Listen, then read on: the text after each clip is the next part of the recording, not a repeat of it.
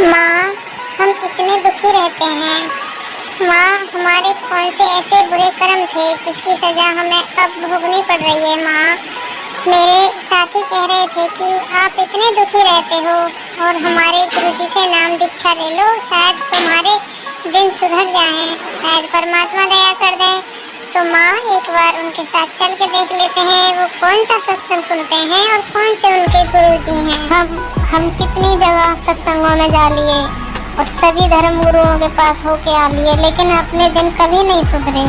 कभी तुम बीमार पड़ जाते हो, कभी पिताजी बीमार पड़ जाते हैं आपके, कभी हम बीमार पड़ जाते हैं। लेकिन बेटा, बाबाओं के चक्कर में नहीं पड़ना चाहिए। हम बहुत दिन धक्का खा के घर में बैठ चुके हैं, इनसे कुछ नहीं होता। और आप अपनी पढ़ाई पे ध्यान दो, ठीक है? इन बाबाओं के चक्कर में फालतू की बातें मत करो। माँ, पहले वो लोग भी तो इतने दुखी रहते थे, हमसे भी ज़्यादा रहते थे। आज देखना, हम इतने अच्छे रहते थे तो हम तो इतने बुरे दिन शुरू हो गए हमारे, और वो हमारे से भी ज़्यादा बेकार रहते थे। आज उनके इतना अच्छा घर बन रहा है, अच्छी नौकरी है, 2 वक्त की रोटी अच्छी मिल रही है, ऊंचे ऊंचे स्कूलों में उनके सभी बच्चे पढ़ने जाते हैं।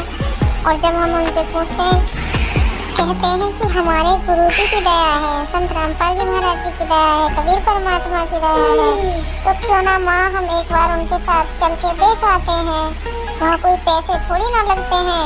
मैंने पूछा था उनसे कि कितने रुपए का खर्चा है, तो वो कह रहे थे, अरे भाई, पैसों का खर्चा नहीं है, आप चलो, बिल्कुल निःशुल्क नाम दीक्षा देते हैं परमात्मा। और पहले आप सत्संग सुनना, फिर उसके बाद तुम्हारे अंतरात्मा जागे, तब तुम आप नाम उपदेश करना, ना कि किसी के कहने से। चलो, तो तुम जब इतना जिद कर रहे हो तो चलो उनसे कहना कि विले वाले चलेंगे। और कब जाते हैं सत्संग को, कितने बजे चलना है और कब चलना है, उनसे पूछ लेना।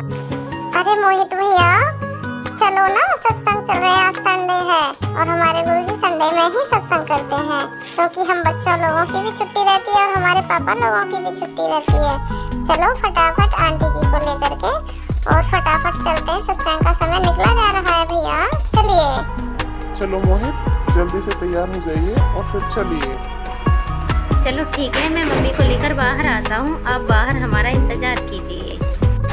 परमात्मा कहते हैं, मानव जन्म पाकर जो नहीं रटे हरि नाम, जैसे कुआं जल बिना बनवाया किसका। किसी आते हैं जो भगत नहीं, भगत तो अच्छी बात है ना, तो वो भी एक कर्तव्य जानकर हमने उनको भी अवश्य भोजन कराना चाहिए और आतिथ्य सत्कार से कराना चाहिए।